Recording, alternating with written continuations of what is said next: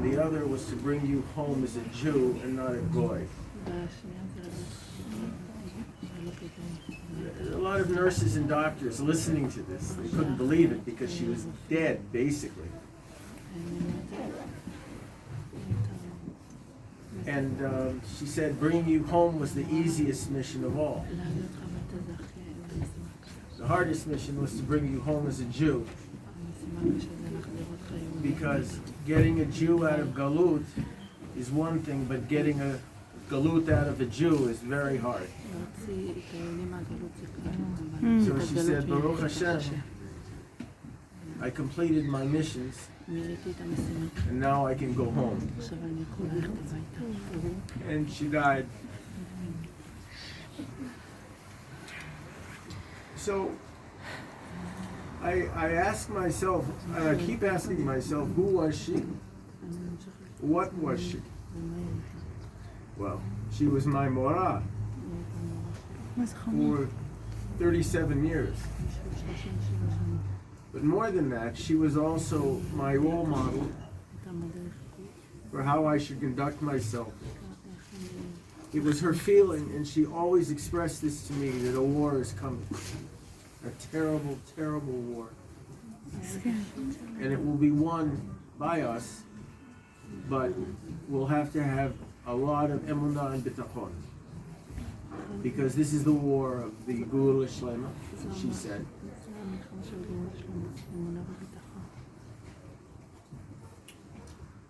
The one thing that I was amazed with her was that she had absolutely no fear. None. It's strange. She wasn't a very big person, but she had such moral strength that she just absolutely feared nothing. And that was one of the major lessons she taught me. Fear nothing. Fear no one but Hashem. That's it. And she lived that life. And an example of that was in New York at a function where a man was defaming us, calling us child killers, land robbers, practitioners of apartheid. And I was watching her, and her face was getting really red. And she pounded the table and told him basically, just a second, I have 3 questions for you.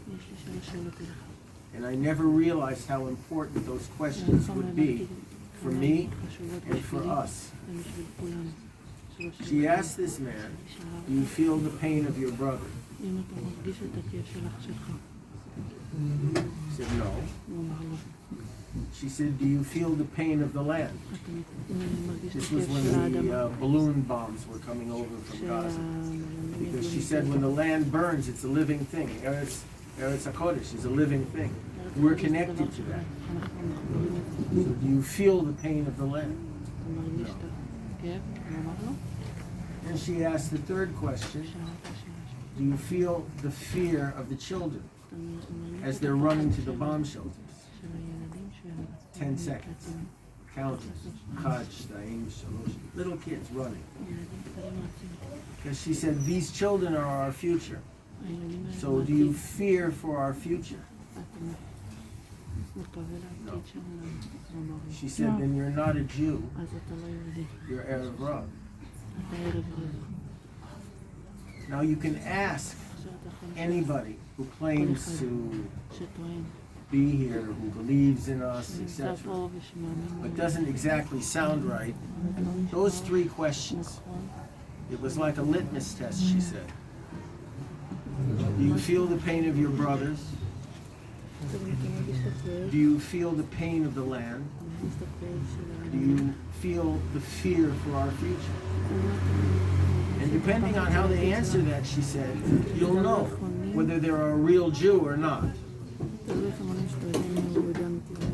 One thing, when she visited me at prison one day, I was having problems. There were so many things that I needed help with in terms of should I do something or should I not do something. It's a different society in there. So she said, well, you can't call your Rav, she said, you can't call me all the time, right? And I said, yes. She said, look at your hand. Look at your hand. I looked at my hand. She said, what do you see? So I said, I see my hand. And she said, no. What do you see? So I said, I see my reflection. And she said, good. Now go deeper. What else do you see? I said, well, I see my bones and my blood. No. Deeper. I said, I don't know, you're going to have to help me now. You're my morah, so you better help me, teach me. Okay. So she said, you see all the generations before you, back to Matan Torah, including Hashem. And they sit in judgment of you, hoping and praying that you will do the right thing to continue the next generation. And that means whatever you do,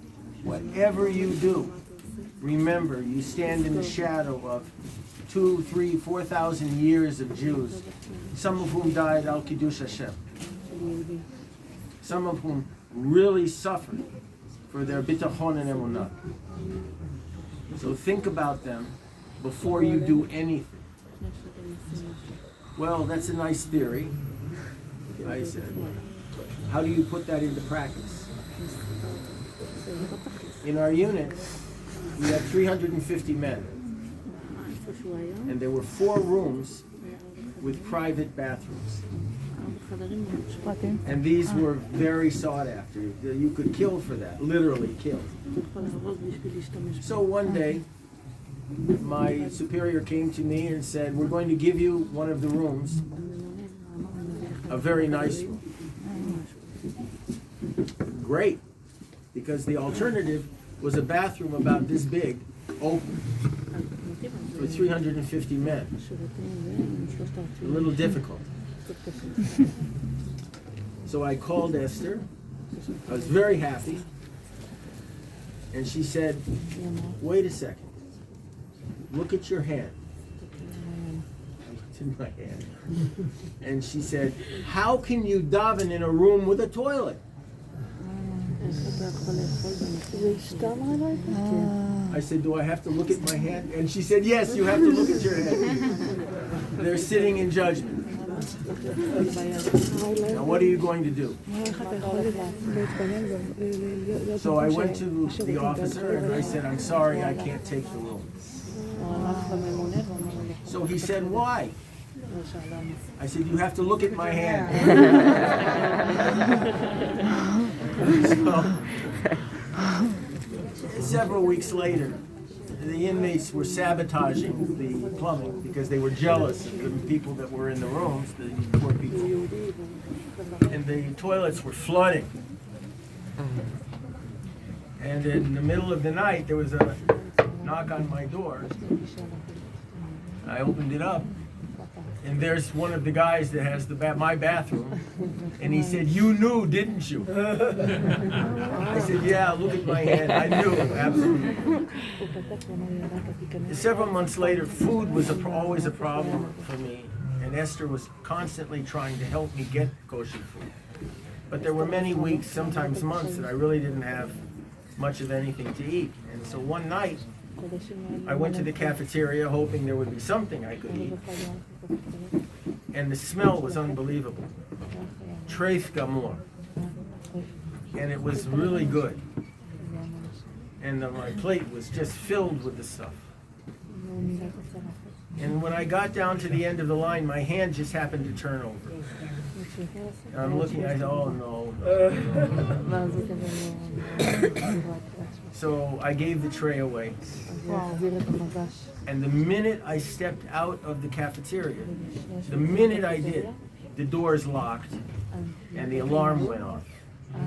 Somebody had been assassinated in the dining room. a knife right through the throat. So I was standing there, and all the officers were running. So I said, I better get back to my room immediately. There were 1,000 men in that cafeteria. And they kept them in that cafeteria for 8 hours, interrogating them. What did you see? What did you hear? Who did this? What? For 8 hours. And at the end of the 8 hours, the same guy that was in my room with the toilet came to my door, and he knocked on my door. I opened up the door and I said, yes. He said, you knew, didn't you? You knew. I said, yeah, I knew. It's fine. But that's how my Mora's teaching saved me. She saved my soul, and she saved me physically by reminding me of my heritage. And that's how she made sure I came home to this beautiful country as a Jew and not a Goy. A lot of people, when I first got here, were thanking me all the time. And it was very uncomfortable for me. I'm not the type of person to look for that. So I explained that to Esther, and she asked me, remember New York. So what happened in New York? We were walking down the street, and this very famous rabbi came up to me and asked me for mechila. This man had defamed my wife. He had defamed my wife, had spread lashon hara about her, and basically undermined her efforts on my behalf. So as a husband, I wanted to really punch him in the face for what he did to my wife. But my hand went like this, and my wife caught me. And she said, remember what I taught you. Think. So I turned around to him, and I said, I give you mechila. I'm not going to explain to a Rosh Yeshiva what the halacha is of a malach. You know, I said, okay, fine, I grant you mechila. But I also thank you. He said, for what? He said, for giving me the opportunity to do a mitzvah by granting mechila. And I looked at my wife, my Mora, and she said, very good. And as we walked down the street, I turned around and looked, and he was still standing there. I hope he was thinking about what I said to him. She said, now apply this to Israel right now. So I'm going to apply it right now to all of you. And I want to thank all of you for giving me this chut to spend 30 years in Gehenna. Because that was a purification process for me to come home. Because that turned me into a Jew, a real Jew. So I want to thank all of you for being here, and for living in the land, and for defending the land, because that gave me the greatest food in the world. I met my wife again, because I think we had been together before, and also to demonstrate to the Goyim that there was at least one Jew that didn't give a damn about them. They didn't like that. So I thank all of you as a result of my Mora's teaching. And you should all live and be well. And as Esther would say, love the land, live the land, and defend the land. Because we have no other land to live in. This is it. Amen. כולם יגידו ביחד, ויתנו לעוד אנשים להיכנס, המקום ינחם מאוד מן השמיים.